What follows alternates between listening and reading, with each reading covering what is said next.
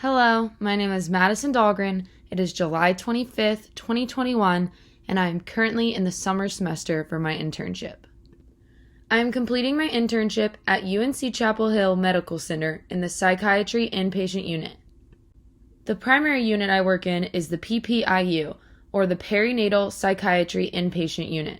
However, I also work in a variety of inpatient units, including the Geriatric Unit, Crisis Stabilization Unit, Psychotic Disorders Unit, the Child and Adolescent Unit, and the Behavioral Health Emergency Department. I have accomplished and learned many things during my internship. I have observed, assisted, and led evaluations and interventions in each of the units I listed previously. I have also independently developed and implemented individualized intervention goals and plans. I have become knowledgeable and competent in utilizing the EPIC documentation system to document client outcomes and progress. I have monitored for safety and increased my competence in risk management. I have also participated in interdisciplinary treatment team meetings in which I was able to collaborate with other disciplines and treatment team members regarding patient care. I set many goals for myself prior to my internship, and I wanted to learn as much as I could. Two objectives I was proud of accomplishing were documenting client interviews and evaluations independently by week 5, and increasing confidence in myself by independently planning and leading an intervention by week 5. Although ECU prepared me well for my internship, I did encounter a few surprises.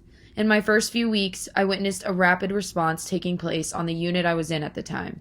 A rapid response is when a patient becomes unresponsive or passes out, and a medical team is rushed in to prevent cardiac or respiratory arrest. This was chilling to witness. However, I stayed calm and helped by checking on other patients and monitoring for safety by guiding patients to their rooms and away from the medical team.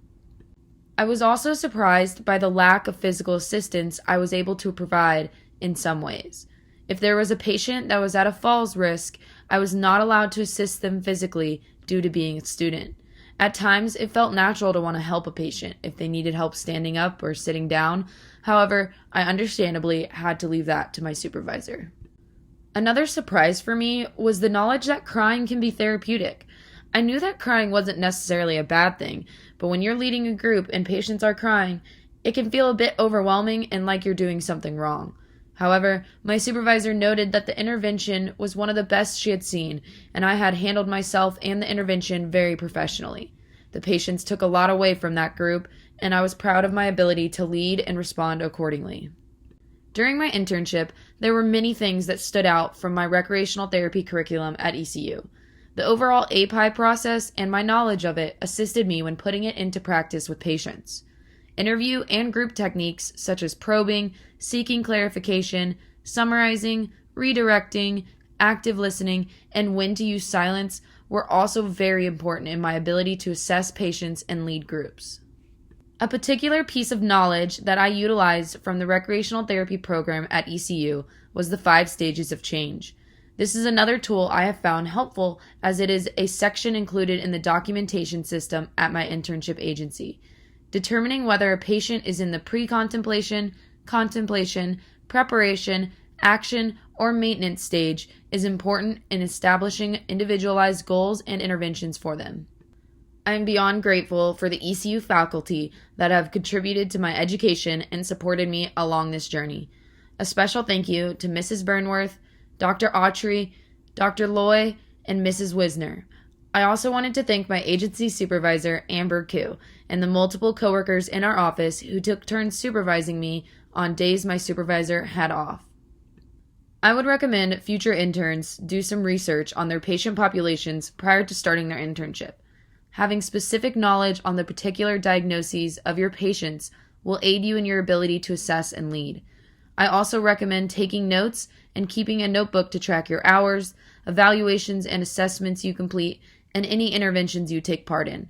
I would write down anything that stands out, such as experiences or important facts you learn. Take note of anything you are unfamiliar with, like abbreviations, medications, and anything that you observe and have a question about. I think that one of the most important things that I wish I would have understood more before my internship is that it's okay to not know everything, and it's okay to make mistakes. We are not meant to be 100% perfect starting out in our internship. Being prepared and having the skills and knowledge necessary is one thing, but putting it into action takes practice. This is the time to learn and practice your way towards becoming an entry-level recreational therapist. I am willing to be a resource for future student interns. If you have any questions, concerns, or would simply like to talk about this experience, feel free to email me.